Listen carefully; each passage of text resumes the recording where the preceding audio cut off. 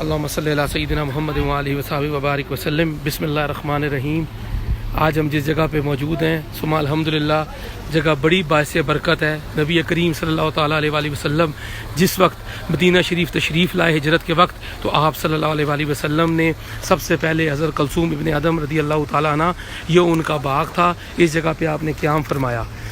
نبی کریم صلی اللہ تعالیٰ علیہ وآلہ وسلم سیدنا ابو بکر صدیق رضی اللہ تعالیٰ عنہ کے ساتھ یہاں پہ جلوہ فرما ہوئے۔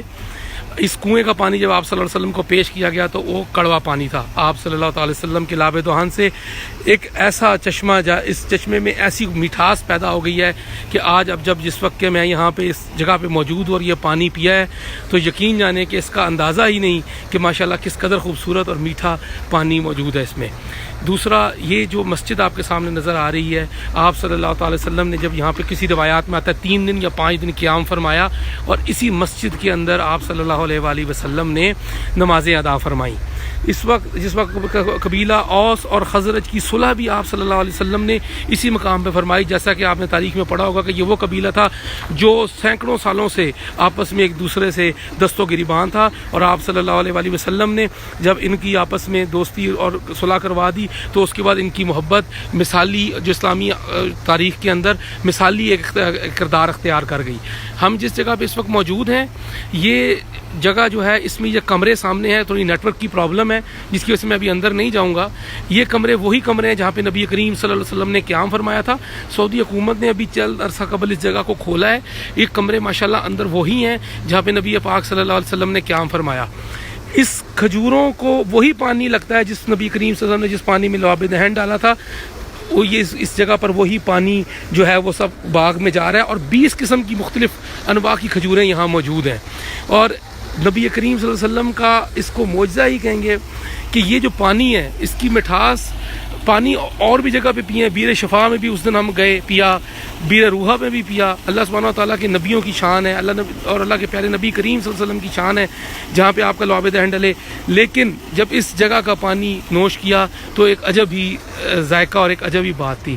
اور روحانیت کا عالم یہ ہے کہ یہ وہی جگہ ہے جہاں نبی کریم صلی اللہ علیہ وسلم نے نماز ادا فرمائی۔ آج تک یہ جگہ اس طرح ہی موجود ہے۔ مسجد قباء کے بالکل رائٹ سائیڈ کے اوپر یہ باغ ہے۔ ابھی حکومت یہاں پر کام کر رہی ہے اور اس کو کمپلیٹ کرا رہی ہے۔ اللہ سبحانہ تعالیٰ سے دعا ہے کہ اس بابرکت مقام کی زیارت کے صدقے ہماری تمام روحانی اور جسمانی پریشانیوں کو دور فرمائے، اپنے حبیب کریم صلی اللہ علیہ وسلم کی محبت نصیب فرمائے، اور ایسے باعزت مقام کی زیارت کرنے کی برکت سے اللہ سبحانہ تعالیٰ ہم پر رحم فرمائے، ہمیں نبی کریم صلی اللہ علیہ وسلم کی عزت اور احترام میں اضافہ فرمائے، ہمارے دلوں میں ان کے لیے عزت اور احترام فرمائے، اور اس محبت میں اضافہ فرمائے جو ہمیں اپنے ملکوں سے نبی کریم صلی اللہ علیہ وسلم کی زیارت کے لیے لے آتی ہے۔ بڑی بابرکت جگہ ہے، آپ کو الفاظ میں بیان کرنا ناممکن ہے کہ کس قدر خوبصورت جگہ ہے اور کس قدر روحانیت کا یہاں منظر ہے۔ اللہ سبحانہ و تعالیٰ سے دعا ہے کہ اس طرح کے اور بھی مقامات کو یہاں پہ کھولا جائے تاکہ ہم لوگ نبی کریم صلی اللہ علیہ وسلم اور اسلامی تاریخ کی ان شواہد کو اپنی آنکھوں سے دیکھ سکیں اور اپنی آنے والی نسلوں کو دکھا سکیں۔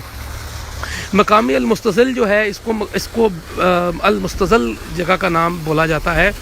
یہ اس میں سائیڈ میں وہ جو انہوں نے گورنمنٹ نے یہاں پہ ابھی کنواں نکال کر بنایا ہے، آپ کو دکھاتا ہوں۔ یہ کنواں تھا اصل میں، یہ کنواں جس کو ابھی بند کیا انہوں نے، یہ وہ کنواں تھا، اور اس کے بعد یہ مبارک وہ کمرے موجود ہے جس میں ہمارے پیارے نبی کریم صلی اللہ علیہ وآلہ وسلم جو ہیں وہ آ کر ٹھہرے۔ اس کا جو سٹرکچر ہے وہ بتاتا ہے کہ یہ کس قدر پرانے جو ہیں یہ کمرے ہیں۔ الحمدللہ رب العالمین، اللہم صلی علی سیدنا محمد وآلہ وصحبہ وبارک وسلم۔ جزاک اللہ ان لوگوں کے لیے جنہوں نے اس عزت والے مقام کو ہم جیسے گنہگاروں کے لیے کھولا کہ ہم نبی کریم صلی اللہ علیہ وسلم کے دور کی چیزوں کی زیارت کر سکیں۔ الحمدللہ ثم الحمدللہ۔ اللہ سبحانہ تعالیٰ سے دعا ہے کہ اللہ سبحانہ تعالیٰ ہماری اس حاضری کو اپنی بارگاہ میں قبول فرمائے اور اس جگہ کی عزتیں اور برکتیں لوٹنے کی مزید توفیق عطا فرمائے۔ وآخر دعوانا الحمدللہ رب العالمین۔